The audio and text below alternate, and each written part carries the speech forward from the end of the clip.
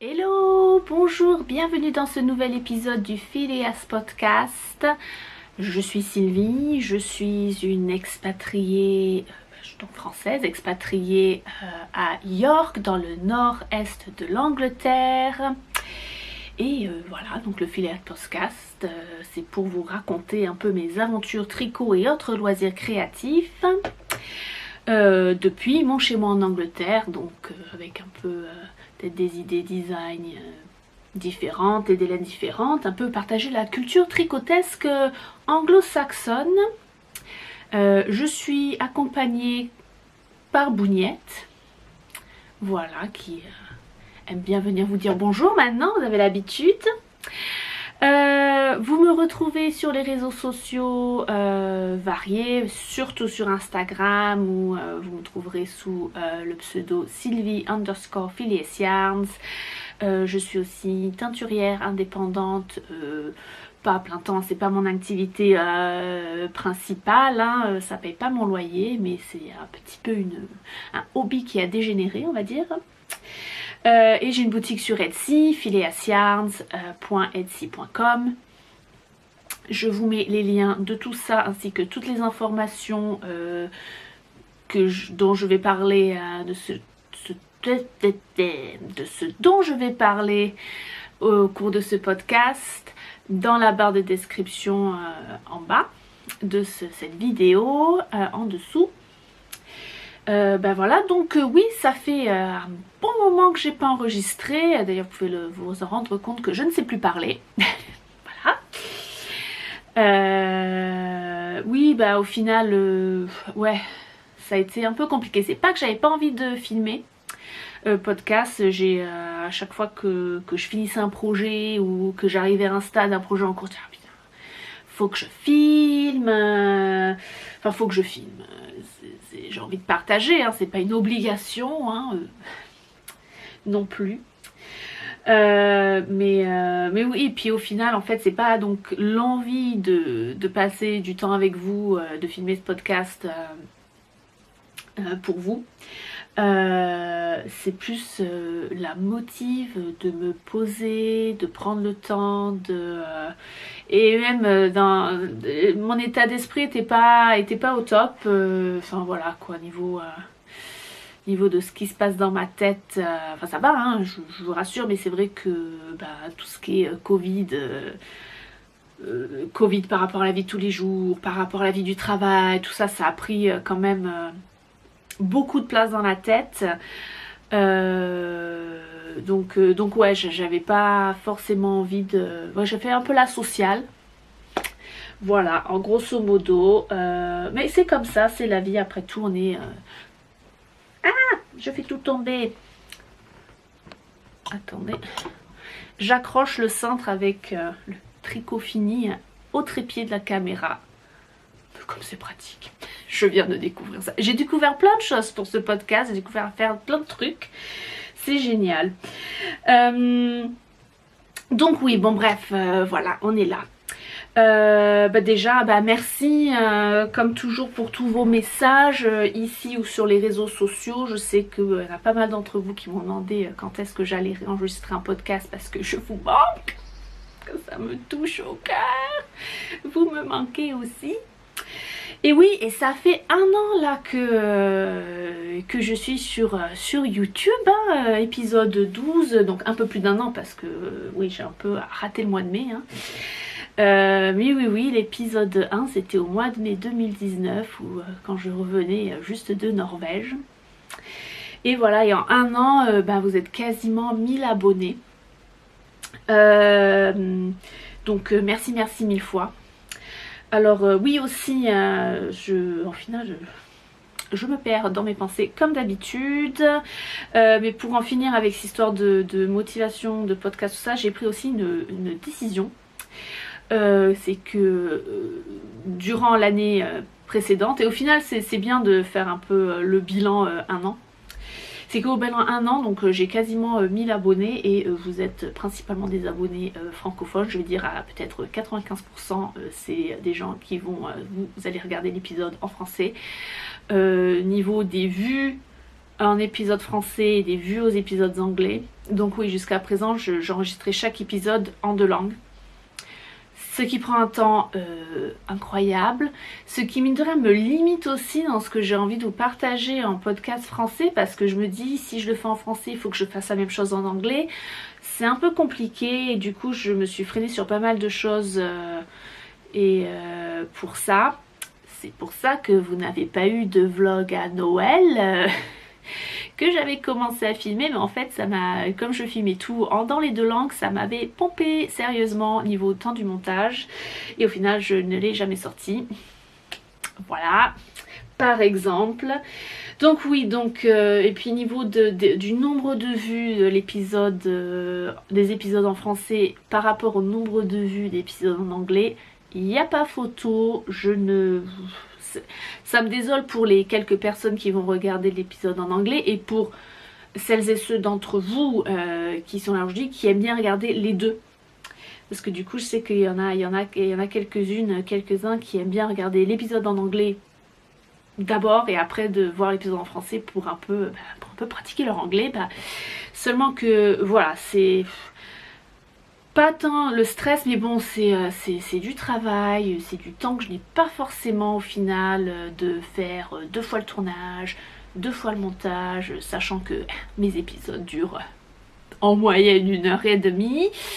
Ça fait beaucoup, hein, ça fait du lourd. Et puis alors pour télécharger sur YouTube aussi, moi j'ai pas d'internet sans sas.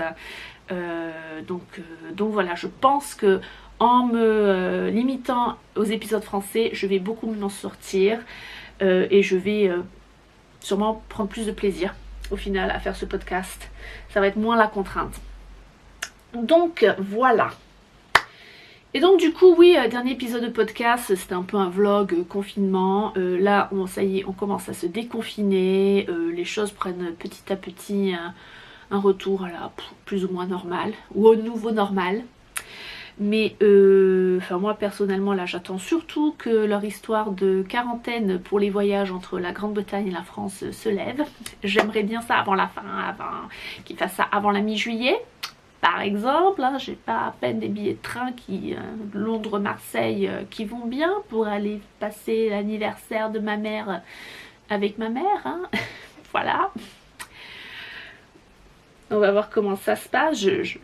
J'ai très hâte aux 8 heures de train avec un masque sur la gueule, si ça se passe en plein été. Ça va être au top. Donc voilà, donc on se déconfine. Oui, bon après moi, ça ne change pas grand chose. Hein. De toute façon, je suis pas très papillon social. Hein. Voilà. Mais bon. Donc la dernière épisode c'était période de déconfinement, un petit vlog, tout ça, et du coup ça fait un sacré moment que j'ai pas tourné, donc du coup j'ai un sacré tas de trucs à vous montrer. Eh ouais. Donc je pense que je vais faire ça en 2 épisodes du coup. Là aujourd'hui je ne vais filmer que une partie tricot qui est assez conséquente, hein. Ça va pas être du petit podcast encore, je vous le dis de suite. Voilà, donc je vais faire un épisode 100% tricot et je pense, je sais pas, la semaine prochaine ou d'ici à 2 semaines, je ferai un épisode du reste, couture beaucoup, un peu de crochet et peut-être d'autres trucs, je sais pas, peut-être un peu de teinture. Vous voulez que je vous parle un peu de teinture pour changer, voilà. Dites-moi un peu si ça vous tente, pas forcément des tutos, hein, parce que je suis pas là pour ça, mais bon, blablater, vous montrer un peu ce que je fais, pas non plus genre je vous montre, vous voyez une bête volante derrière la fenêtre, distraite. Oui, non, pas non plus qu'est-ce que j'ai mis en boutique, les mises à jour boutique, parce que en général c'est pas comme ça que je fonctionne, hein. C'est jeter un truc, je le mets en boutique quand j'ai envie, voilà. Mais bon voilà, si vous avez envie que je parle un peu teinture, Phileas Yarns, ça pourra se faire aussi. Donc voilà, mon expression préférée, vous le savez. Je vais commencer par contre par un truc qui n'est pas du tout tricot. Hein. Dans la tradition filée à ce podcast, vous savez que moi j'aime bien concilier les voyages à tout ce que je fais. Seulement que là, forcément, on est un peu bloqué niveau voyage. Du coup, pendant le confinement, je me suis dit, autant en profiter qu'il n'y a personne dans les rues pour prendre quelques images de York. Parce qu'au final, je vous emmenais un peu partout en Europe et au Canada, tout ça, cette dernière année. Mais je vous ai jamais montré des images de York. Chat qui va faire une bêtise. Donc voilà, l'autre jour j'ai amené mon vélo pour faire une petite révision après l'hiver et du coup j'en ai profité, j'ai amené ma caméra et je me suis baladée en rentrant du garage à vélo jusqu'à chez moi. Et donc voilà, je vais vous mettre une petite vidéo d'1 minute et des poussières avec des images de chez moi.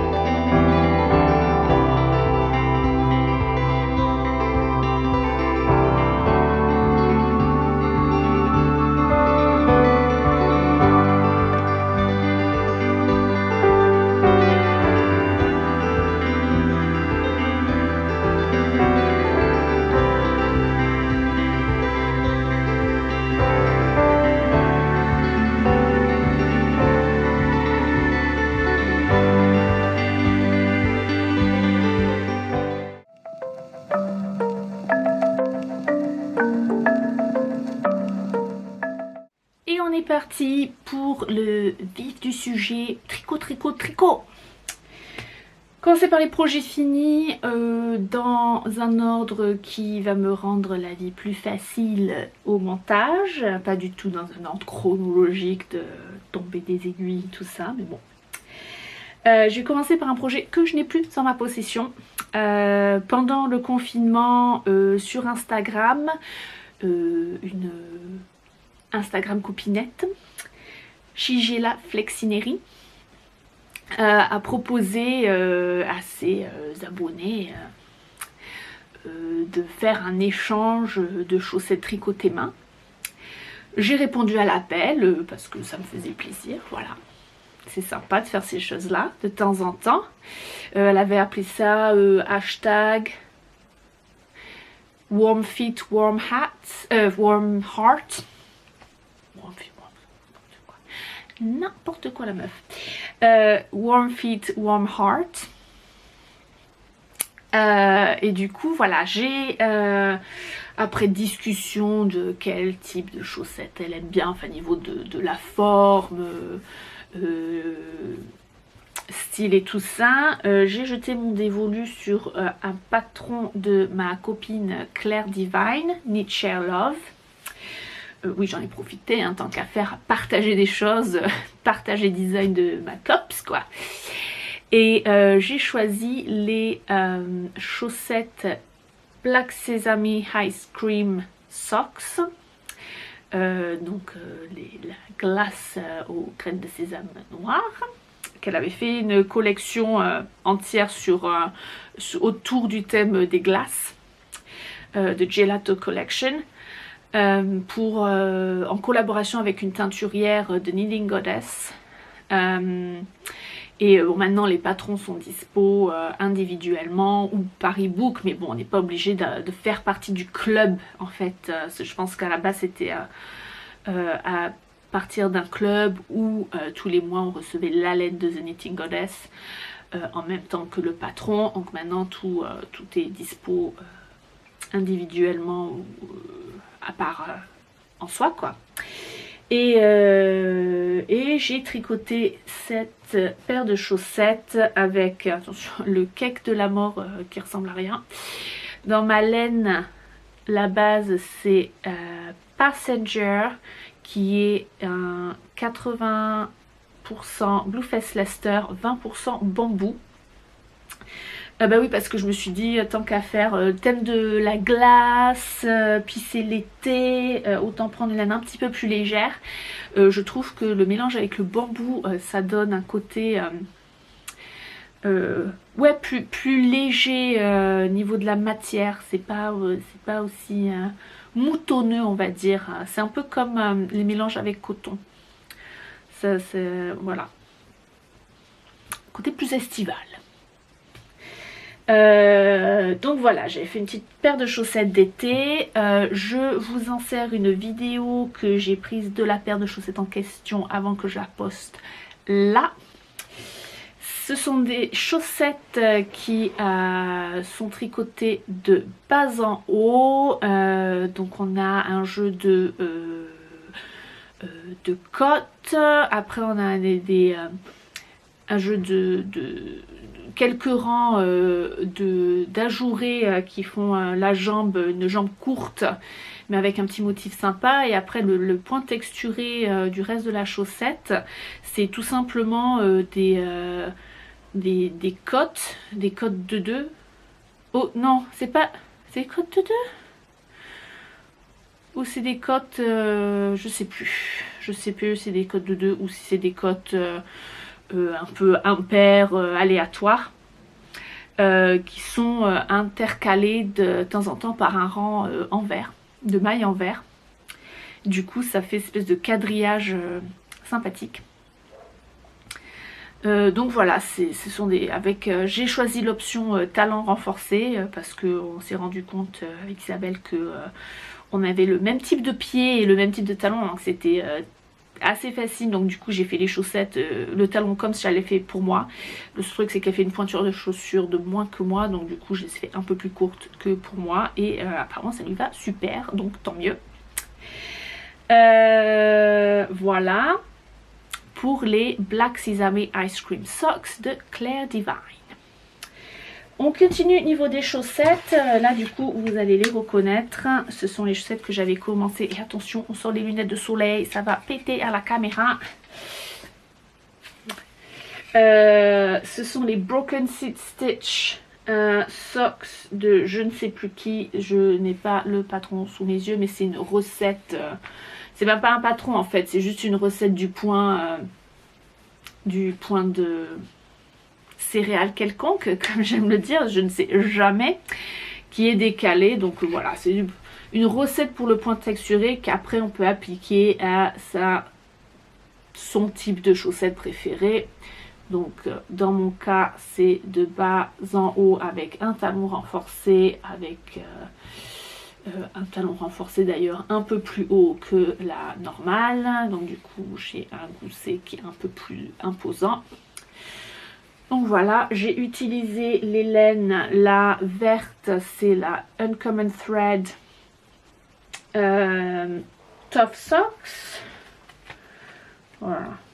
Attention, organisation 0 comme d'habitude. Oui, Tough Socks qui est une 80% Blueface Leicester, 20% nylon dans la couleur avocate. Voici. Et ensuite la couleur un peu bariolée. Voilà, qui est un peu violet, orange, tout ça. C'est de la Ching Fiber. Soft and Springy, 100% Superwash Merino. Mais bon, avec une torsion assez importante. Donc ça pose pas de problème pour les chaussettes, hein. Ça va être durable. Dans la couleur...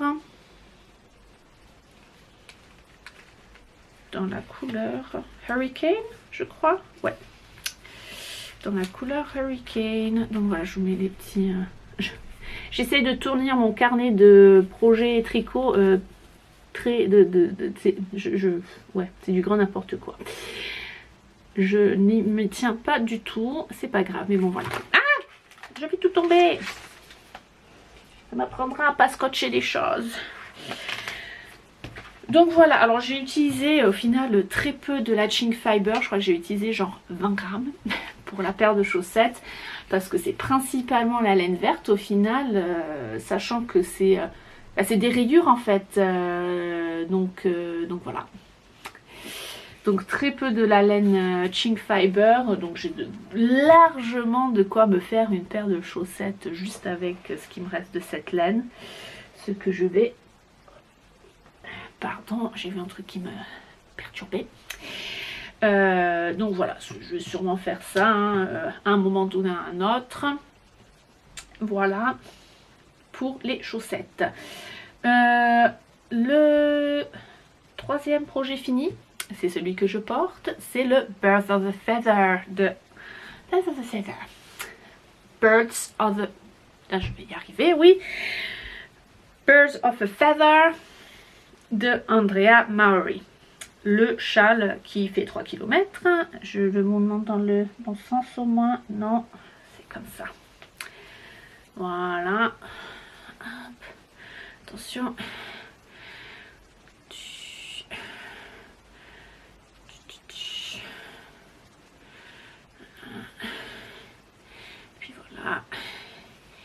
Et puis voilà. Donc voilà le chose. La bête. Aïe. C'est une mission pour le mettre ce truc. Tellement il est énorme. Bon alors il est doux et douillet là. Je vous raconte même pas. Donc voilà le Birds of a Feather de Andrea Maury, que je retrouve, voilà les étiquettes que j'ai collées. Oui, oui, oui. J'ai bien pris des notes un peu intelligentes. La couleur, donc le gris. Voilà, vous voyez là, il y a les deux. Le gris uni, c'est la Woolen Flower Tendril. Ça ne fait pas la mise au point. Là, voilà. Woolen Flower Tendril qui est du 70% bébé alpaga, 20% soie, 10% cachemire. Hein? Voilà, je vous rappelle, c'est d'une douceur, mais alors... Voilà, il m'en reste pas mal. J'avais 2 écheveaux de 100 grammes et j'en ai utilisé en tout 130 grammes. Donc il me reste 70 grammes, donc je vais pouvoir l'insérer dans un autre objet. Hein. Voici, peut-être faire un bonnet assorti plus ou moins, peut-être en mixant avec un autre mohair, parce que le mohair de chez... donc le mohair, c'est Bare in Chips Clothing. Qui est une... alors Woolen Flower, elle est basée en Écosse à Glasgow et c'est de la teinture naturelle, j'ai oublié de vous dire. La couleur que j'ai prise c'est une couleur à l'ortie. Voici. Et Bare in Chips Clothing, elle est basée en Irlande du Nord. Je crois que c'est l'Irlande du Nord. C'est l'Irlande, mais je ne sais plus laquelle. Voilà. Mais je pense que c'est l'Irlande du Nord. La base c'est Bare Luxury Halo qui est donc 72% Kid Mohair, 28% soie. La couleur c'est Millipond et là il m'en reste 4,5 grammes. Donc autant vous dire que j'ai bien rentabilisé le machin. Hein. Les écheveaux sont de 50 grammes et j'en avais que un seul. Un seul ou... J'en avais pris qu'un seul. Oui, oui, c'est ça. J'en ai pris qu'un seul. Donc voilà, donc oui, bah alors, dire c'est une bête à tricoter. Hein. Le patron, moi je l'ai tricoté à partir du magazine Line Laine la deuxième édition, donc le numéro 2. Mais maintenant il est disponible individuellement sur Ravelry, notamment il est disponible en français si vous ne le savez pas encore. Oui voilà, bon, faut un peu faire attention à ce qu'il faut faire parce que donc du coup le châle a une... Je me le renlève, allez. Voilà. Je me le renlève.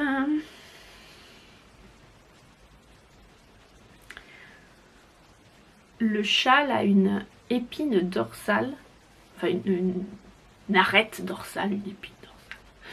Une arête dorsale qui est donc en diagonale, en quinconce, donc faut faire un peu attention à ce qu'on fait niveau du compte des mailles, sachant qu'il faut respecter donc cette arête au milieu du châle. Et du coup avoir le bon nombre de mailles de chaque côté quand on va attaquer les rangs de dentelle. Voilà. Donc ouais, j'ai un peu galéré, donc je m'y suis appliquée jusqu'à ce que j'arrive au dernier rang, enfin dernière section de dentelle. Après j'ai du... Ah non, c'est sur la caméra qu'il y a du fluff. Ouais. J'avais l'impression que j'avais un truc là parce qu'en fait c'est mon écran retour qui a un truc. Oui, donc je m'y suis attelée jusqu'à ce que j'ai fini la dernière section de dentelle. Après c'est bon, hein, j'ai plus compté les mailles, j'ai suivi le patron grosso modo pour avoir la bonne direction, hein, espèce de diagonale, mais bon, au final, j'ai dû me tromper à certains moments, mais bon, c'est pas grave, le châle est un petit peu plus court hein, que ce qu'il ne l'est, mais c'est pas grave, hein, comment vous dire, arriver à la fin, t'as envie de le finir. Alors oui, quand j'en parlais au niveau projet en cours d'un épisode, je m'étais dit que j'allais vous montrer ma manière de bloquer les châles énormes sur la corde à linge. J'ai oublié de le faire. Mais dans un prochain épisode où je vous parlerai de crochet, oui, je vais vous montrer cela. Comment je bloque mes châles quand il fait assez chaud pour qu'ils sèchent en 2 minutes. Oui, je suis désolée, ça m'est, je l'ai bloqué, ça m'est complètement sorti de la tête, voilà. Donc voilà, et ça vous dérange pas, je vais le mettre de côté parce qu'il fait un petit peu chaud. Hein, c'est l'été, c'est le 21 juin d'ailleurs aujourd'hui. Bon été, youhou. Voilà, dernier projet fini. Celui que j'ai accroché sur le trépied parce que je suis ingénieuse comme ça. C'est le Morning Fog numéro 2, le vert, que j'aime d'amour, autant si ce n'est plus que le gris, parce que il est méga douillé. Ouais, non, je me retiens de ne pas en monter un autre. Bah ça alors, j'ai pas fait de... Ah si, c'est là. J'avais bien que j'avais fait une page assez conséquente sur mon carnet pour ce projet. Donc voici le Birds of a Feather. Oh là là là là là là. Non mais vous voyez ce que je veux dire, que ça va pas dans la tête quoi. Morning Fog, donc de, comment elle s'appelle, Jonah Etiala. Le patron est disponible sur le Line Magazine numéro 2. Encore lui. Mais écoutez, je le rentabilise, hein, c'est bien. Au prix où il coûte, les Line Magazine. Où il coûtait, parce qu'il n'y en a plus. Donc voici. Donc voilà, j'avais fait le gris que je mets un petit peu en ce moment. Parce que à mon travail, on se pèle. Avec l'air conditionné, c'est polaire quoi. Donc donc le gris, j'avais tricoté en fil unique, mais qui était à 50% Corridel, 50% mohair. Donc il est très ajouré, mais quand même avec le mohair, ça tient quand même un petit peu chaud. Celui-là, c'est vraiment plus automne, printemps, hiver. Hein. C'est de la laine. Le patron demande 2 fils de mohair tricotés en double. Donc moi le premier, je vous l'ai dit, j'ai tricoté en fil unique à 50% de mohair. Celui-là, j'ai tricoté en laine fingering BFL et fil mohair. Donc je ne fais rien comme le patron me dit. Donc celui-là, il est quand même un peu plus épais, mais alors d'une douilletterie intense.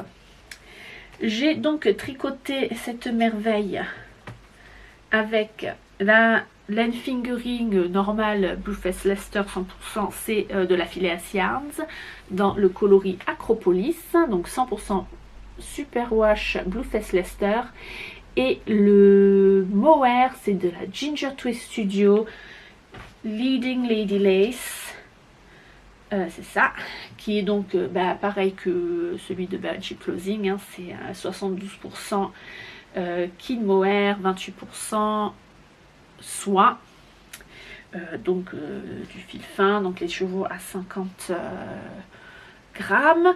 Donc j'ai utilisé sur les 2 écheveaux de la Ginger Twist Studio, il me reste 6 grammes. Oui, voilà. Donc 2 écheveaux de 50 grammes, il me reste 6 grammes.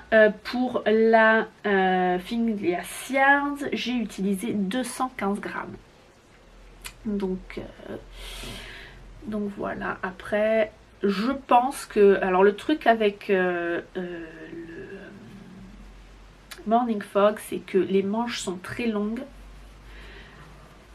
Sont très longues de base, et alors il y a les poignets qui sont aussi très très longs, qui se doublent. Donc je me dis que pour peut-être économiser sur la laine, enfin, surtout sur la fingering, parce que 15 grammes quoi, ça fait un peu un ballot, à moins que vous ayez accès à des écheveaux de 50 grammes, comme chez Phileas Yarns, enfin je dis ça, je dis rien. Hein. Oui, du coup de faire des manches plus courtes, enfin sans le revers du poignet, tout ça, pour vous faire tenir ça en 200 grammes de fingering, et du coup vous aurez plus de mohair qui vous reste, mais bon, vraiment sensiblement je pense. Juste avant de vous parler construction, je vais juste vous parler. Les boutons, je les ai achetés chez Textile Garden, qui est une boutique en ligne ici, hein, britannique, avec des boutons mais magnifiques. C'est un plaisir. D'ailleurs, c'est le stand quand il y a des événements laineux, des salons. C'est le stand, c'est la mission quoi pour l'accéder, tellement tout le monde y va quoi, se rue dessus. C'est incroyable. Donc là j'avais fait une petite commande de boutons, donc pour mon cabin lock cardigan, le premier Morning Fog, qui d'ailleurs ce sont exactement les mêmes boutons, hein, seulement que forcément j'avais pris des gris pour la laine grise, et là j'ai pris des verts qui sont vraiment plus la couleur du mohair, mais bon, moi j'aime beaucoup, et j'aime beaucoup comment ça rend. Donc voici, voici, je vous parle de la construction qui est très simple, et en même temps je vous mets un petit insert de ce cardigan porté là. C'est un gilet qui se tricote de haut en bas. On commence... Est-ce qu'on commence? On commence directement par le corps, on commence pas par les codes de l'encolure. Hein. On commence direct avec les grosses aiguilles. C'est un tricot qui se... donc le pull, c'est en quelle aiguille? J'ai fait le même échantillon que l'autre, que le gris. Donc j'ai utilisé du 5 mm en aiguille au lieu du 5,5 recommandé sur le patron. Et c'est un raglan, il n'y a rien de plus bateau au niveau du raglan.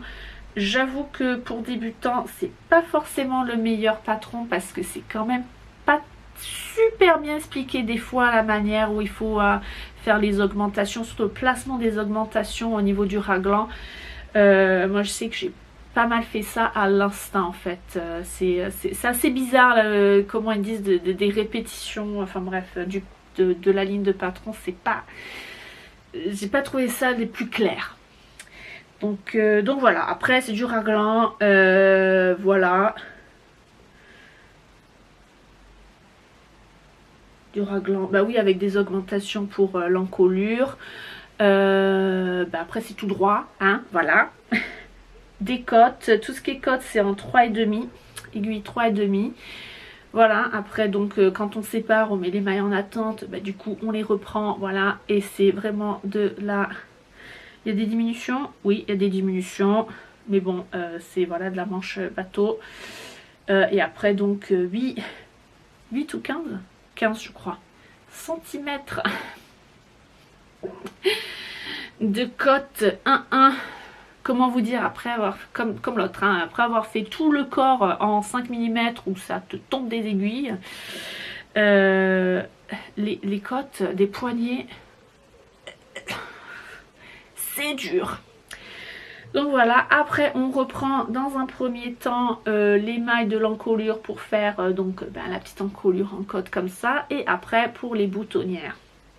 Et alors, moi déjà pour les boutonnières, deux choses. Je pense que vous avez déjà parlé de cette technique de... J'aime bien faire une boutonnière sur mon échantillon. Pour... bon là, du coup je n'ai pas amené au magasin, hein, mais... ça m'a permis de voir par rapport aux boutons de chez moi quelle dimension de diamètre de bouton j'avais besoin. Mais voilà, j'aime bien mettre, voilà, comme ça c'est mieux, une petite bande de boutonnage avec une boutonnière pour pouvoir amener à la mercerie pour acheter mes boutons sans avoir à me trimballer le tricot en entier. Parce que je trouve que le diamètre du bouton choisi, la taille de la boutonnière en soi, va beaucoup dépendre de la tension des gens niveau tricot. Donc moi quand on me dit oui il faut 6 boutons de tant de millimètres, mais je trouve ça aléatoire. Des fois on trouve avec des boutons beaucoup trop gros, souvent avec plus souvent avec des boutons trop petits dans mon cas. Donc voilà, astuce numéro 1. Astuce numéro 2, je ne fais jamais des boutonnières là où le patron me dit qu'il faut faire les boutonnières. Pour la simple raison que du coup, je l'ai fait dans le passé, mais du coup, quand je veux fermer mon cardigan, forcément ça pop là parce qu'il n'y a jamais les boutons au même endroit au niveau de la poitrine, au bon endroit au niveau de la poitrine, et du coup ça fait... c'est pas joli quoi. Voilà. J'aime bien des fois porter mes cardigans fermés. Ça m'arrive. Et du coup, ce que je fais, j'utilise cet outil magique de couture à la base, mais bon, c'est l'outil qui sert principalement à placer les boutonnières pour les chemises. Alors si on peut placer les boutonnières pour les chemises, ça veut dire qu'on peut placer les boutonnières pour des cardigans en tricot. Et en fait, l'astuce c'est que donc on va placer un picot là où va y avoir l'encolure, un picot au centre de la poitrine, sur la ligne de la poitrine, et après on va avoir les bons boutons à se passer. Donc après aussi un point là où il y a le bouton le plus bas, et du coup après ça nous permet d'espacer vraiment régulièrement et précisément les boutonnières et les boutons pour que quand le cardigan soit fermé, et du coup ce soit joli et ça va pas exploser. Enfin voilà quoi. Parce que moi je sais que j'ai des cardigans où j'ai les boutons au niveau de la poitrine qui sont trop mal placés, ils font que s'ouvrir quoi. C'est d'une galère, hein. Donc voilà, moi maintenant j'utilise que ça. Avant je faisais ça avec 1 mètre, après des aiguilles, machin, tout ça, ça me saoulait. Alors ce que je fais du coup, c'est que je place des anneaux marqueurs, vous savez, ils sont en forme d'ampoule. type épingle à nourrice. Partout je vais mettre les boutons. Hop, voilà. Voilà, arrivé au moment où je vais où je dois faire mon rang de boutonnière, j'utilise ce petit accordéon et je place donc les anneaux marqueurs et ben voilà. Et voilà, l'affaire est jouée. Donc j'avoue que c'est un petit outil qui me plaît bien. Alors moi je ne coupe pas de chemise. Personnellement, je n'aime pas porter de chemise. Du coup, c'est vraiment l'outil que j'ai acheté pour mes boutonnières de cardigan. Voilà, de gilet en laine tricoté. Voici. Et ben du coup, je pense que c'est tout. Niveau de tricot, bon encore une fois je vous admets que, avant de passer à la suite, hein, il y a beaucoup de laine, quasiment que de la laine teinte à la main, donc je très bien que c'est un budget conséquent. Cela dit, hein, c'est pour vous donner une inspiration, mais voilà, tous ces projets, ça peut se tricoter en laine commerciale. Le mohair Drops en fait du super.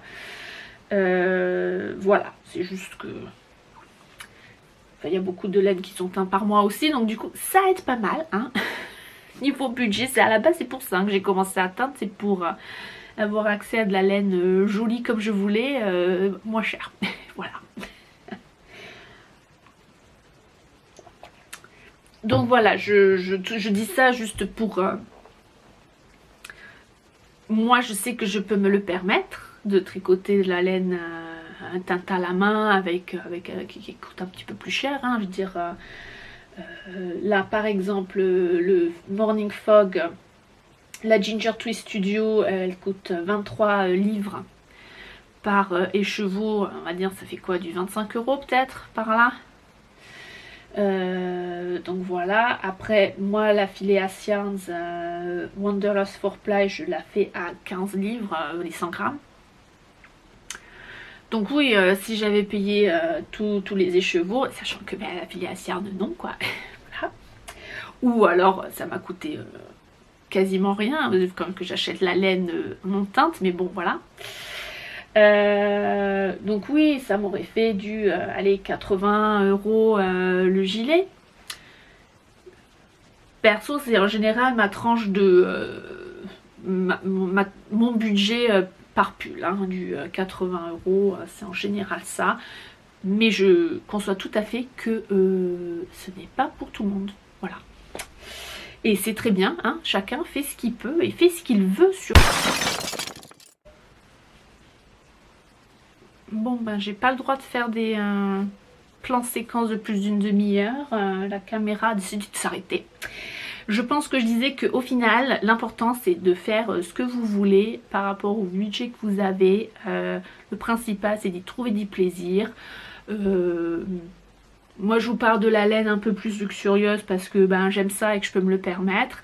Mais après vous pouvez avoir l'inspiration par rapport aux couleurs dans lesquelles je parle, ou au patron, ou voilà, ou aux combinaisons de couleurs, parce que des fois moi j'aime bien tricoter les choses, pas forcément dans les laines recommandées au final, niveau de la matière.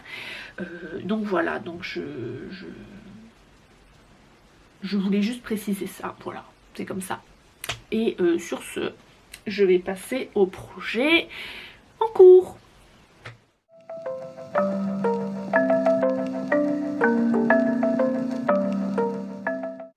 Projet en cours, et alors là, je divague. J'ai donc, si vous me suivez depuis un certain moment, vous vous rappelez qu'au mois de janvier, je crois, décembre ou janvier, j'avais fait un point, la météo de mon étagère de laine, j'avais fait un point sur mes quantités pulls, entre autres, et châles, et mon stock de lana chaussettes, et en me disant que j'essaierais de me tenir à ce plan, et voilà, pour essayer de un peu vider mon étagère de laine. Comment vous dire, Là, moins, beaucoup moins là. C'est pas top. Je vais commencer par ceux qui se tiennent à peu près à ce plan déjà. On va commencer, hop hop hop, allez, on va commencer par la paire de chaussettes qui habite dans ma pochette. Je n'ai jamais parlé de mes sacs à projet, donc je vais les insérer là. Mon petit sac à projet de chez Woolly Originals. Sarah à Édimbourg fait des sacs à projet pochettes en tout genre avec...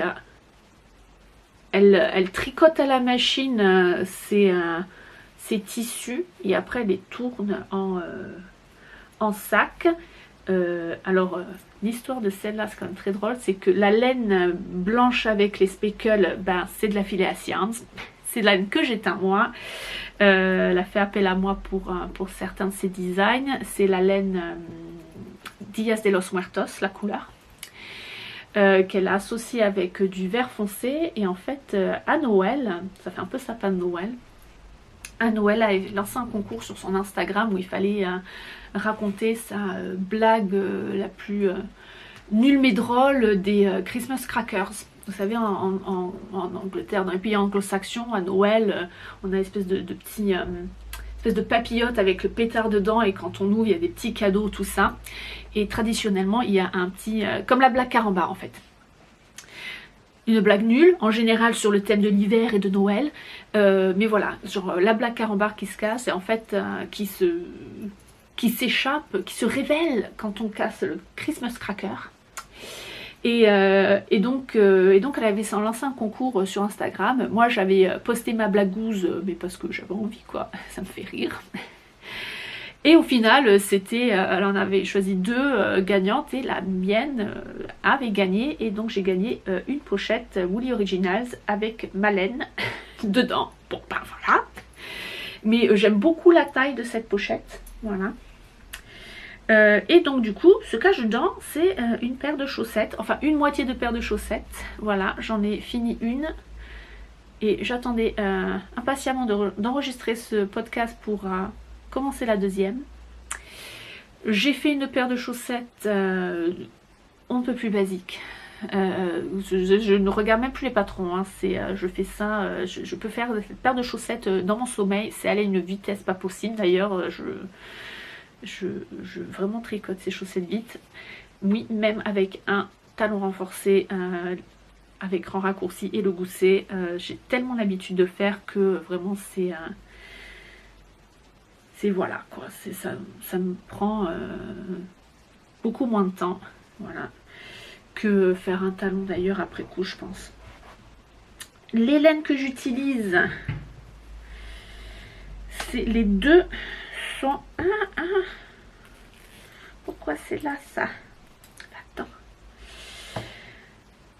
J'utilise de la Beehive Yarns, une teinturière indépendante qui est basée à York comme moi. C'est ma collègue Beth, qui est inspirée beaucoup par le cinéma, la musique, la culture pop, en général un peu vintage.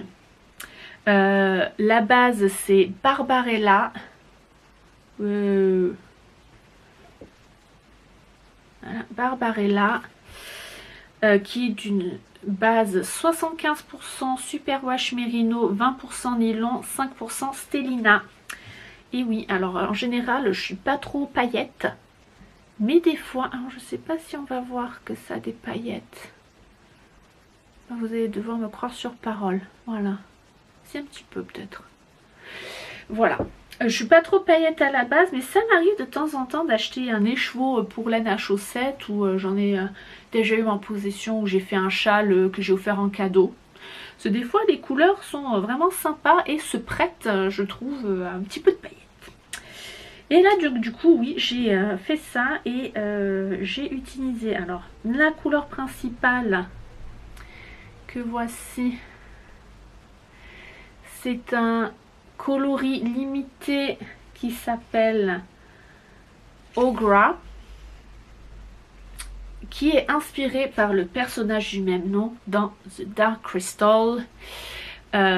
Surtout, enfin principalement elle a sorti ça à la suite de la diffusion de The Dark Crystal Age of Resistance sur Netflix. Donc la série préquelle du film The Dark Crystal. Dark Crystal, c'est le film de Jim Henson qui a fait les Muppets, tout ça, on le sait, qui parle des Gelflings et des, je ne sais plus le nom des méchants, c'est pas grave, les Serkis, je sais plus, j'ai un trou. Bon bref, j'adore hein. Dark Crystal. Je suis beaucoup plus Dark Crystal que Labyrinthe, personnellement.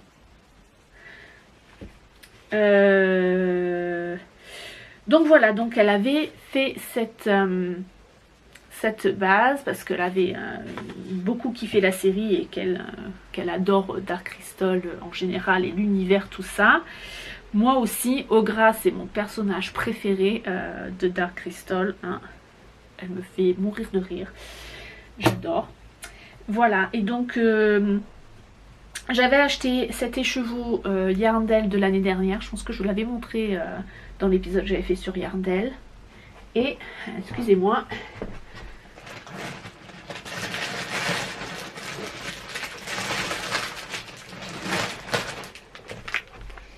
excusez-moi, je me suis mal préparée, donc du coup je vais faire du bruit. Après, elle a lancé un club de mini qu'on pouvait choisir, c'était du mini chaussette, du mini déca, tout ça, qui était parti sur 4 installations, donc 4 mois je pense elle avait fait ça, sur le thème du Dark Crystal, Age of Resistance en particulier. Et moi je m'étais abonnée au premier. Première installation, j'avais fait que un parce que j'avais envie de tester, j'avais jamais fait de club avant comme ça, club mystère. Et je m'étais dit, ouais pourquoi pas. Et du coup, le premier installement, c'était... Donc j'avais choisi la même base, parce que je m'étais dit déjà dans ma tête que ça pouvait, je pouvais marier ça peut-être avec mon écheveau de Ogra. Et en fait, elle avait fait sur le thème du personnage, un des 3 personnages principaux héros de Age of Resistance, qui est Ryan. Et donc voici, donc les écheveaux, il y en a 6 normalement, forcément là c'est les 5 qui me restent. Et en fait voilà, il y avait celui-ci, donc qui est dans les bleus. Et en fait celui-là, je trouvais qu'il allait beaucoup mieux avec ma pelote de Ogra que avec le reste en fait. Je sais pas. Donc du coup, j'ai utilisé ça pour ma paire de chaussettes. Et du coup, je pense que je vais utiliser les 50 pour une autre paire de chaussettes, genre un fade. Avec la foncée peut-être pour faire les talons pointe. Et le corps en genre en fade jersey en vert. C'est l'idée que j'ai. On va voir. Donc voilà, donc en fait j'ai utilisé le mini qui vient du kit Ryan pour les côtes, talons et pointes, et donc au gras pour le reste. Voilà, bon j'aurai assez de au gras pour faire une autre paire de chaussettes à mon avis, hein. C'est utiliser ça ailleurs. Mais du coup j'aime beaucoup l'effet parce que c'est vraiment, j'ai l'impression que ce mini c'est au gras mais avec du turquoise. Un peu plus foncé avec du turquoise, donc c'est ça se marie vraiment bien. Donc voilà, j'ai fini chaussette numéro 1. Bah tiens, j'ai des je travaille de nuit là le week-end qui arrive, week-end prochain qui arrive là, on est dimanche donc voilà. Donc je vais sûrement prendre ça pour tricoter la deuxième chaussette parce que c'est zéro cerveau, hein, on est d'accord. Donc voilà pour le premier projet en cours. Deuxième projet en cours qui suit à peu près les petits plans du début d'année, qui habite dans mon sac Fluffhunter de Yarnistry. Voilà, j'avais fait une série de sacs et d'accessoires basés sur les chats en mode Ikea. Voilà, ça m'avait bien fait rire. Et je fais ça je vais encore me lever. Hop, on y voit ça, et là, voilà. Et c'est le projet qui utilise cette laine BioBalance de Bességarn. La BioBalance, c'est... Ah voilà, 5%, 55% de la laine bio et 45% de coton bio. Donc voilà, j'avais acheté cette laine à Berlin, à Wollwind, Berlin, lors de mon petit voyage de juin dernier d'ailleurs, l'année dernière. Et en fait à la base j'avais acheté ce patron pour tricoter le Evening Dew cardigan de Ririko. Je m'étais dit que c'était ce que j'avais envie de tricoter, un gilet un peu d'été. Je m'étais dit un truc boxy, voilà. Alors le Evening Dew à la base c'est un fingering avec mohair, hein. Tricoté en double. Pour le mode été, je m'étais dit que ce mélange, la BioBalance, niveau de la matière, ça me plaisait plus. Sauf que, voilà, j'ai fait l'échantillon et que les zigouigouis là, texturés, et du coup, ça ne me plaisait pas. Avec cette laine en particulier, hein, je suis sûre que avec de la laine qui a plus d'élasticité, je pense que ça va mieux le faire. Mais du coup, ouais, ça m'a un peu désenchantée sur cette combinaison patron laine. Du coup, j'ai un peu cherché et j'ai trouvé un autre patron. Voilà, je tricote du coup le Sparkle Cardigan de Rory Locatelli. Oui, je suis une grosse fan des patrons de Rory. En général, c'est un... Si je trouve...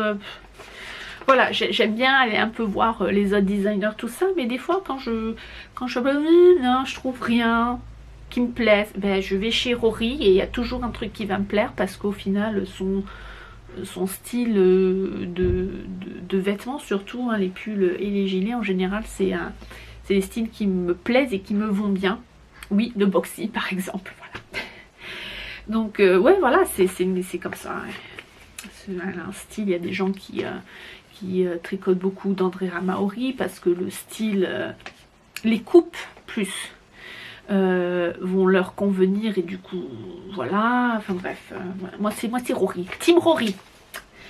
Team Rory, voilà, donc le Sparkle Cardigan, comme son nom indique, Sparkle. Et la laine recommandée, c'est une laine, comme la Barbarella de Biaviards, hein, c'est une laine en général mérinos, fingerine avec de la stellina dedans. C'est pour le côté un peu luxurieux. Mais au final, j'ai fait mon échantillon avec la Bességarn et c'est nickel. Alors déjà, je suis tombée pile poil au niveau de l'échantillon en jersey pour voir la taille. Mais aussi, j'avais fait du coup une petite section de... Non, c'est pas celui-là de ça que j'ai dit. Flufenta, voilà. Une petite section de la dentelle. Et ça me plaisait bien. Une fois bloqué, je trouvais ça vraiment bien. Donc, je me suis lancée. Voilà. Hop. Et j'en suis... Alors, il ne ressemble à rien forcément parce qu'il n'est pas bloqué. Hein, on est d'accord. Mais voilà, hier soir, j'ai fini le corps de mon Sparkle ou Not So Sparkle cardigan en BioBalance. Donc voilà, oui, non, mais il a l'air, il est tout rabougri, hein, forcément c'est la dentelle qui fait comme ça avant que ce soit bloqué. La dentelle, alors elle est un peu particulière parce que c'est pas des ajourés, ajourés en fait, on fait une diminution et après on vient monter une maille, en passant la boucle comme ça. On vient remonter une maille derrière au lieu de faire un yarn over, un jeté. Un jeté? un ajouré, enfin bref, vous avez compris. Donc voilà, je vous en reparlerai plus hein, forcément de la construction et du niveau de difficulté dans l'épisode où il sera fini. Est-ce que ce sera le prochain avec du tricot dedans ou pas, je sais pas, parce que c'est pas du plus facile hein, enfin c'est pas du, enfin il faut réfléchir. Voilà. Faut réfléchir pour mettre en place, après ça va. Mais voilà, ça va, c'est pas du Rory pour débutants, je vais dire juste ça. Voilà. Mais en tout cas, j'aime beaucoup et j'ai très hâte qu'il soit fini. Je vais pouvoir le porter là. Si j'arrive à le finir, là je suis en manche, donc en anglais on dit Sleeve Islands. Voilà, c'est ça, l'île déserte des manches. On est bloqué sur une île avec que des manches à faire. Voilà, c'est ça, parce que donc celui-là a 2 manches à faire. Et le troisième projet en cours, j'ai quasiment fini la manche numéro 1 et il me manque donc la manche numéro 2, que des manches Sleeve Island. Et voilà, et en fait, voilà, je tricote. Alors là, le pourquoi du comment j'avais envie de faire ce pull, parce qu'il me plaisait, et puis voilà, j'avais envie de tricoter avec ma laine. Des fois ça me prend comme ça aussi, je trouve que voilà, je teins de la laine, pourquoi ne pas tricoter avec? Donc là je suis dans une phase où j'ai beaucoup envie de tricoter avec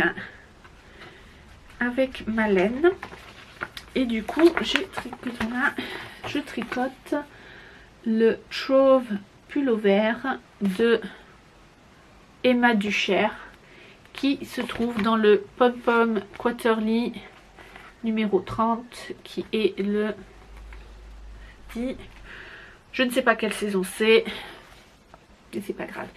C'est celui où j'avais déjà tricoté le bonnet Timber en couleur bleue avec le mohair dans pas le dernier épisode, celui d'avant peut-être.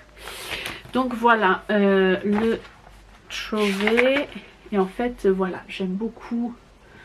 C'est un pull, voilà, un peu boxy avec un point, plein de couleurs. C'est pas du jacquard, hein, c'est un jeu de mailles glissées avec des rayures. La séquence de rayures vous est donnée. Alors après, je vais vous dire, on fait ce que vous voulez avec la séquence de rayures. Moi, j'ai respecté. J'ai pas respecté les couleurs par contre. Enfin, presque. J'avais pas envie d'un fond gris.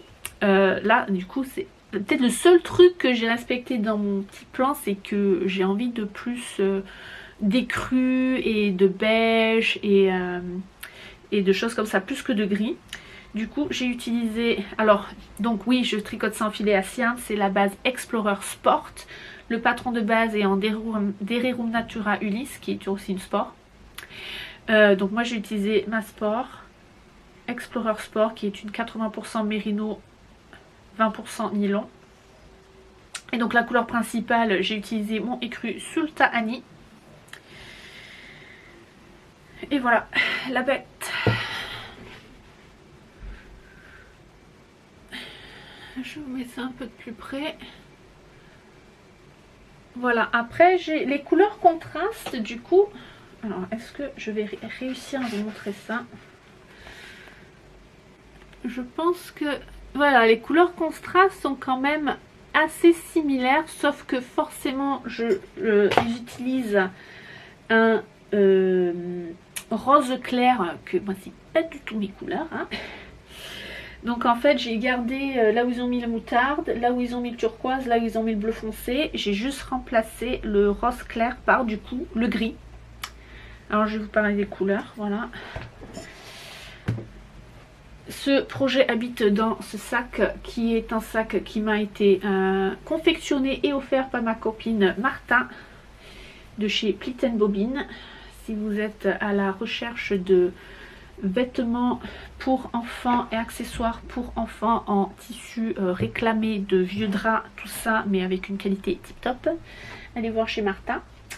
Et donc à Noël, bref, elle m'a fait cette pochette. Alors du coup, Voilà, je disais le rose clair, je l'ai remplacé par le gris. Alors mes pelotes, c'est du grand n'importe quoi. Le gris, c'est Quai de Seine, voici. J'ai respecté, là où ils ont mis moutarde, j'ai utilisé la cabane à sucre, hein, voilà. Le turquoise aussi, oh mais qu'est-ce que c'est? Des aiguilles de partout. C'est Fjord. Et le bleu foncé, bon je pense qu'ils sont un peu bleu, un peu plus bleu. Moi j'ai utilisé bleu marine Among Friends. Voilà, alors comment vous dire, ce tricot, il est addictif, mais de chez Addictif. Pareil, je reviendrai sur la construction plus précisément quand il sera projet fini. Ce qui ne serait tardé, autant vous dire que voilà, là j'en suis au poignet de la manche numéro 1. Mais alors oui, c'est vraiment super. Et c'est exactement ce qu'il me fallait pour l'état d'esprit, l'état de mon cerveau ces derniers temps. Avec le truc de Covid. C'est que c'est simple. Mais c'est pas non plus de la marée de Jersey à se faire chier pendant des heures à tricoter en fait. Parce que c'est que des... voilà, c'est 4 rangs au final, ça se joue sur 4 rangs avec des mailles glissées pour faire... vous voyez, c'est un peu texturé aussi, c'est des mailles glissées à l'endroit et mailles glissées à l'envers. Enfin bref, voilà. Pas non plus de donner tout le patron, hein, mais bon voilà, c'est vraiment très simple au niveau du point et forcément avec les rayures. Du coup, ça nous fait changer un peu de paysage assez souvent. Et du coup, oui, il grandit vraiment très très vite. Alors forcément avec toutes ces changements de couleur et rayures, c'est la folie des fils à rentrer. Mais j'ai été sage, ils ne sont pas coupés, mais ils sont rentrés au fur et à mesure. En général, je coupe mes fils après avoir bloqué.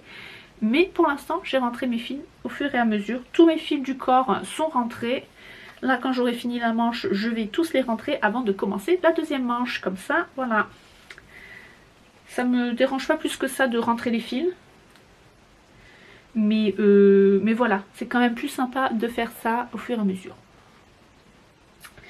Donc voilà pour le Trove pullover de Emma Ducher, de chez Pompon. Voilà, hop, un petit coup de thé.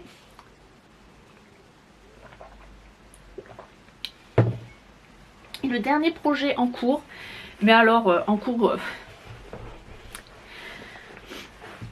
et je vais faire une pause caméra parce que je sens qu'il va râler encore. Voilà. Là je me suis fait plaisir. Il est en cours juste parce que j'avais envie de voir comment les laines se tricotaient ensemble. Voilà. Il y a, je sais pas, 1-2 mois maintenant, je pense, peut-être. Pas longtemps après que j'ai publié le dernier épisode de podcast, ça c'est sûr. Il y a... tout au long du confinement, on a eu une série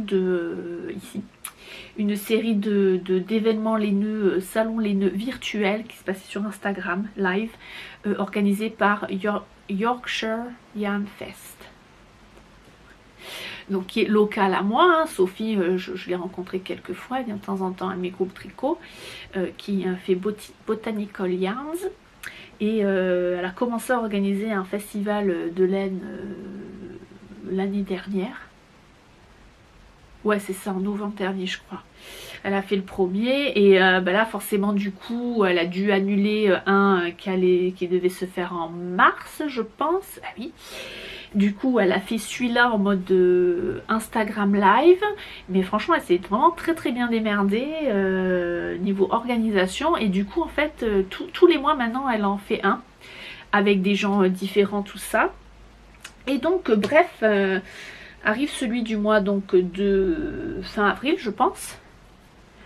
Et ma copine Jess de Ginger Twist Studio y participer. Donc voilà, une bonne copine, je regarde. Je regarde Jess et en même temps, donc Jess qui a quand même essayé de trouver des nouvelles idées pour faire marcher son business pendant le confinement. Hein. Forcément, la boutique en briques marchait fermée, quoi. Hein. Donc du coup, elle faisait ça, elle essayait de faire ça un peu sur Internet. Mais bon, pour donner un peu de peps à son business sur Internet, elle a essayé de trouver des nouvelles idées, dont des kits mystères en fait, où en fait, donc du coup elle faisait la promo de ce kit mystère sur sa vidéo du Yorkshire Yarn Fest. Et en fait le but c'est que sur sa boutique on choisit le montant qu'on a envie de dépenser. Donc ça vient de je sais pas 15 livres, 30 livres, 40 livres, on s'en fout quoi. Et on lui met un mot-clé ou un petit indice. Et après, elle va complètement improviser un petit paquet pour vous avec... je pense que la plupart du temps, elle fait laine et patron. La combinaison laine et patron ensemble. De ce que j'ai vu en tout cas des autres gens qui l'ont fait. Moi aussi, j'ai fait ça. Et donc voilà, et donc je me suis dit, tiens, ouais, pourquoi pas, bah, déjà ça me permet de soutenir ma copine qui galère un peu financièrement parce que sa boutique est fermée, quoi, voilà. Oui, voilà, en fait, moi, ma boutique locale de laine, elle est à Édimbourg. Logique. Oui, on en a pas à York. C'est comme ça. Donc voilà, et donc je lui ai mis ça. Alors, je reviens aux histoires que chacun son budget et je respecte tout à fait. Moi, j'avais envie de me faire plaisir. En fait, dans ma tête, je me suis dit, je vais partir pour une quantité pull ou un truc conséquent. Donc oui, je crois que j'ai mis 100 livres. Sachant que je m'étais dit qu'il y aura la laine et le patron et le machin, voilà, accessoires, bidule, je sais. Et l'indice que je lui ai donné, qu'est-ce que je lui ai donné? Bon, sachant que c'est ma copine dans la vraie vie, donc elle me connaît, elle connaît mes couleurs, elle connaît, voilà, hein, elle me connaît mon style. Donc l'indice que je lui ai donné, c'était quelque chose pour que je me fasse un concon quand j'ai envie ou que je puisse me câliner dedans. Voilà, c'est ça. Quelque chose pour que je puisse me câliner dedans. Et du coup, elle m'a envoyé le kit pour faire un Dotted Rays de Steven West. Donc qui est un châle énormissime, mais bon... comme souvent dans les patrons Steven West, c'est un truc où on peut beaucoup improviser. Et là, en fait, du coup, elle m'a fait un kit pour faire un Dotted Rays comme elle venait de s'en faire un, à savoir en doublant un fil. C'est vraiment un truc douillet, ça va faire un worsted, en fait, une laine worsted, où elle s'en est fait un, où elle a doublé donc un fil DK, je pense, peut-être même Aran, avec un fil mohair. Et donc du coup, elle m'a envoyé ces deux couleurs, ces deux laines, assez pour faire, voilà. Ici, on a donc du Ginger Hand Dye, c'est toute sa laine teinte à la main. Et là, c'est sa base Hello Honey DK, qui est du 100% Wensleydale, British Wensleydale. Wensleydale est un mouton qui est nommé d'après la région dont il vient. Le Wensleydale est dans le Yorkshire, c'est un mouton local pour moi, avec des belles boucles longues, c'est un poil long le Wensleydale.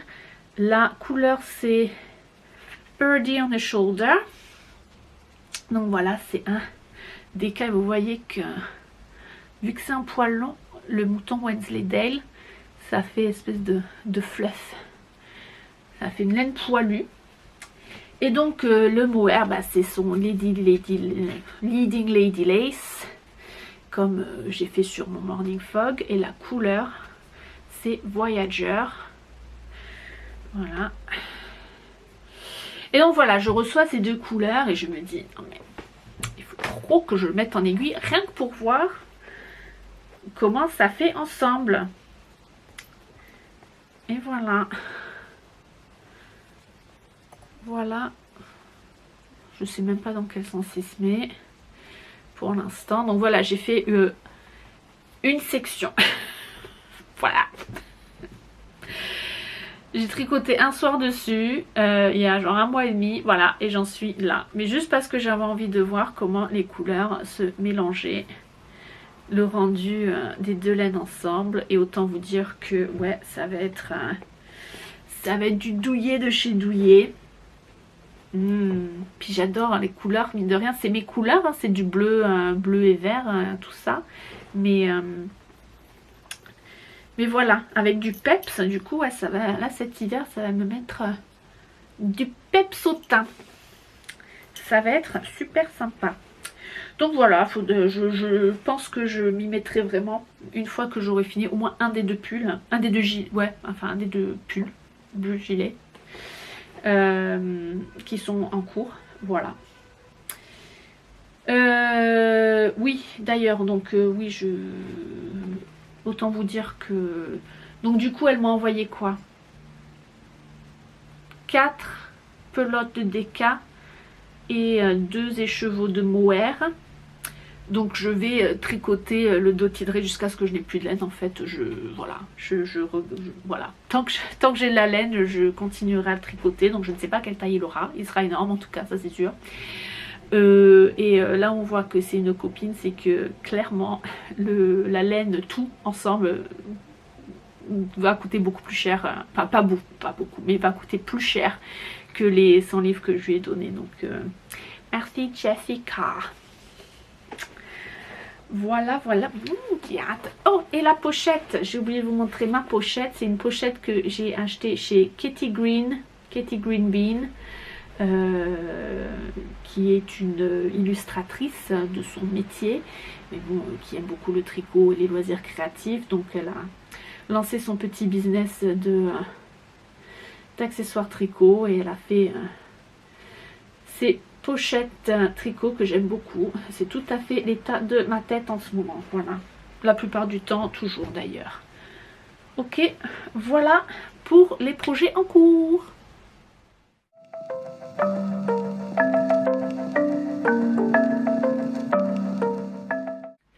Brièvement, je voulais vous faire une petite partie parlez-vous knitting, mais alors c'est juste question de mentionner quelque chose. Et oui, c'est pour ça que quand je dis que ça fait un moment que j'avais envie de faire ce podcast, c'est que ça fait un moment que je me dis que j'allais vous parler de ceci dans la rubrique parlez-vous knitting. Et puis d'une chose et de l'autre, j'ai pas filmé. Et puis maintenant, les actualités font que c'est encore plus approprié de parler de ça. J'ai envie de vous parler d'un site internet, le site internet BIPOC in Fiber. BIPOC, B-I-P-O-C, c'est l'anagramme pour Black, Indigenous and People of Color. Et le site BIPOC in Fiber donc recense des acteurs, des petits entrepreneurs dans le monde du tricot, surtout dans la laine et du tricot, et tous sont donc des gens de couleur. Donc c'est un peu pour promouvoir la communauté des gens de couleur dans le monde du tricot. L'idée est née donc après les dernières polémiques, pas celles dans ce moment, mais genre de l'année dernière je pense, où le monde du tricot, il y avait certaines personnes qui étaient un petit peu racistes sur les bords dans notre communauté tricot, et donc cette réalisation que oui, le monde du tricot était très très blanc, beaucoup de gens blancs, et que beaucoup de personnes de couleur font du excellent travail, mais on n'en parle pas du fait que de la société qui fait que ben, c'est très dur pour les personnes de couleur de se faire voir et de se faire reconnaître. Donc certaines personnes de couleur elles-mêmes se sont rejoints et ont décidé de lancer cette idée de plateforme de recensement de business en fait, ou de créateurs textiles laine sur internet, BIPOC in Fibers, et ils ont lancé une collection de fonds sur internet, un crowdfunding. Voilà. Relèvement de fonds collectif, moi je sais plus comment on dit en français, bon bref, ils ont fait une crowdfunding campagne et donc du coup ils ont atteint leur but pour pouvoir du coup employer des gens, se rémunérer aussi pour faire ce travail qui est quand même voilà quoi. Et donc je pense qu'il y a le mois dernier, donc le site a enfin vu le jour, est parti live sur l'internet.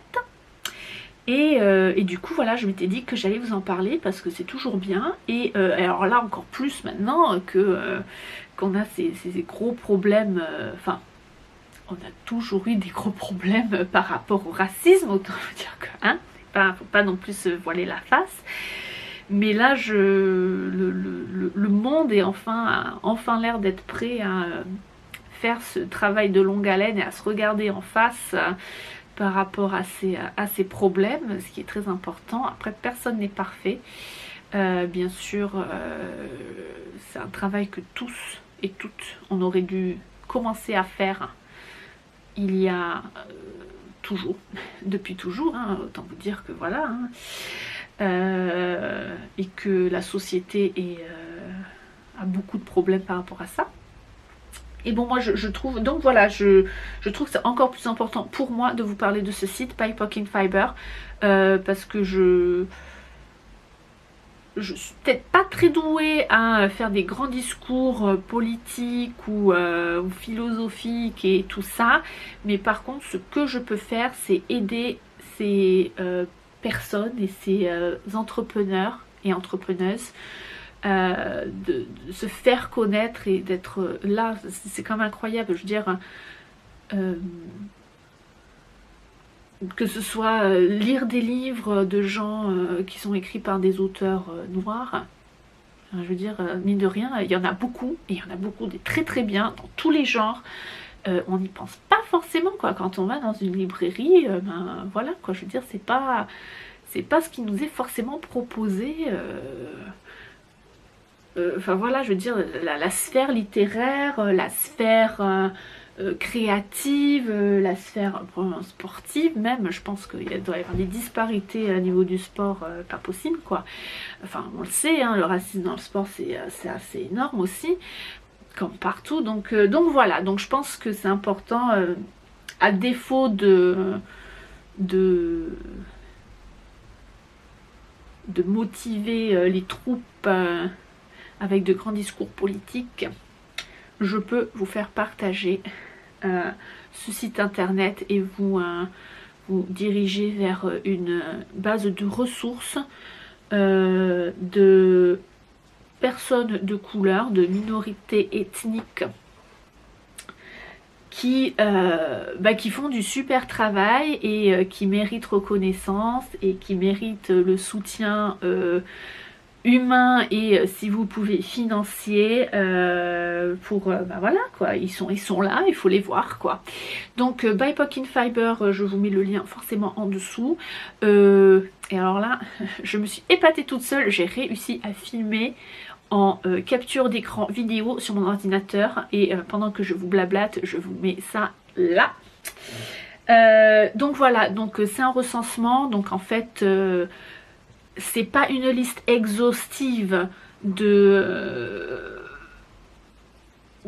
tout de tous les gens de couleur qui sont dans le business, hein. C'est quand même un projet qui est quand même en cours toujours, donc il y a beaucoup de gens qui manquent, hein, on est d'accord, mais c'est déjà un bon début, une bonne base pour commencer. Et donc en fait voilà, donc on peut choisir par rapport à votre location géographique. Donc si vous voulez, bon en France on n'a pas beaucoup, je pense qu'il n'y a que la Bien-Aimée pour l'instant, hein, parce qu'on sait que Aimée est à moitié coréenne, hein, asiatique je crois, coréenne je crois, hein, asiatique certainement. Donc c'est une personne de couleur. Donc la Bien-Aimée est là. Je pense qu'en France on va connaître Trélise aussi, même si elle est en Grèce. Lise est à moitié française si je ne m'abuse, mais est une personne de couleur. Donc elle va être là-dedans aussi. Après il y a beaucoup États-Unis, Canada et Grande-Bretagne un petit peu aussi. Donc voilà, on peut choisir par rapport à la géographie, ou alors on peut choisir par catégorie. Si vous voulez juste acheter de la laine, ben, vous pouvez sélectionner Indie Dyer et ça vous met tous les Indie Dyer qui sont recensés dans le même tas. Donc voilà, c'est catégorisé par tag. Moi j'aime beaucoup aussi qu'il y a un tag podcasteur, blogueur ou podcasteur youtubeur, je sais plus, mais vous le verrez, c'est dans la vidéo. Et du coup voilà, bon alors du coup ça va permettre de beaucoup découvrir de podcasts YouTube par des gens de couleur, que il y en a, hein. Quand j'ai appuyé sur le bouton, moi perso j'ai été surprise, j'ai dit mais où ils sont quoi? Où ils sont dans ma page d'accueil YouTube podcast tricot quoi, c'est quand même incroyable ça. Donc voilà, maintenant il faut que je trouve le temps de regarder un peu tout ça, de découvrir ces podcasts et ces gens. Il y a beaucoup de gens qui écrivent des blogs aussi, il y a beaucoup de gens qui écrivent de patrons, crochet aussi beaucoup, enfin vraiment des super ressources. Et comme je dis, c'est que la surface de l'iceberg quoi. Je veux dire, moi je sais que rien qu'en regardant les teinturières indépendantes en Grande-Bretagne, j'en compte déjà au moins 3 qui ne sont pas dans ce site, à savoir Fruitful Fusion, Witchy Crafty Lady et j'ai oublié l'autre. J'ai oublié l'autre, mais je vous mettrai le lien. Quelque chose avec Duckling, je crois, je sais plus. Pardon. Oh là, le fail méchant quoi. Bon bref, je vous mettrai le lien de ces 3 que je sais qu'ils sont pas là. Donc après je sais pas, faudrait que je regarde sur le site de BIPOC in Fiber comment on peut faire peut-être des recommandations, tout ça. Après je pense qu'il y a peut-être des gens qui n'ont pas envie d'être sur ce site, hein. Je veux dire, c'est tout à chacun ce qu'ils ont envie de faire. Donc mais ben voilà. Donc voilà, c'était la petite aparté Parlez-vous Knitting d'aujourd'hui. J'avais juste envie de vous parler de ce site et de vous inviter à y faire un tour, à aller voir un peu ce qui se passe avec tous ces créateurs et entrepreneurs, entrepreneuses et créatrices qui méritent à se faire connaître, hein, voilà, je veux dire... et qu'on va pas forcément trouver via les plateformes normales, ce qui est une honte. Voilà. Bon ben je pense que ce sera tout pour aujourd'hui. Laissez-moi regarder mes petites notes. Voilà, non c'est bon. Voilà, bla bla bla. Blabla, j'ai dit ça, ok super.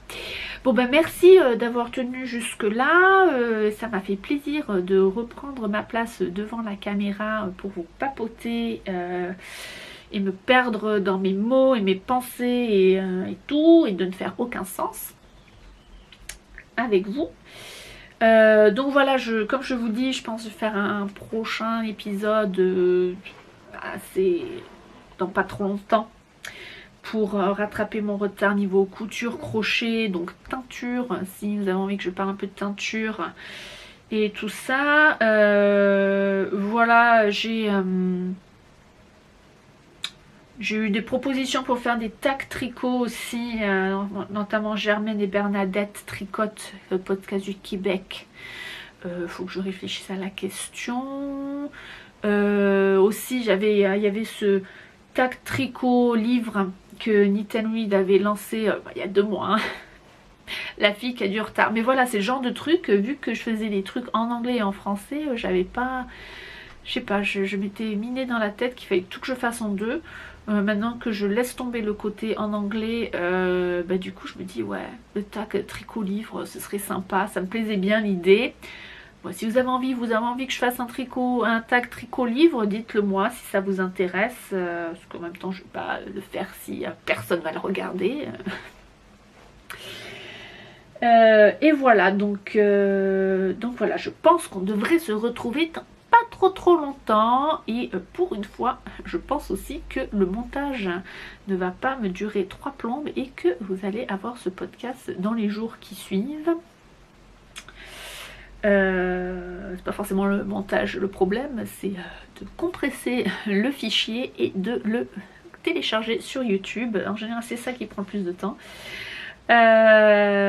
Donc voilà, encore une fois, merci de m'avoir suivi aujourd'hui et on se retrouve bientôt et portez-vous bien, restez prudents et restez cool parce que là je sens qu'on va avoir la canicule qui arrive ici, mais je pense que si on a la canicule ici, autant vous dire que ça va être 10 degrés de plus chez vous.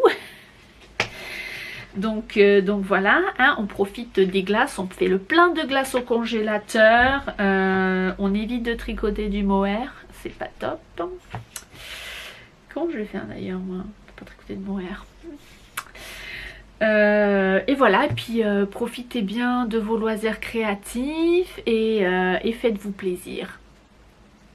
Ciao ciao.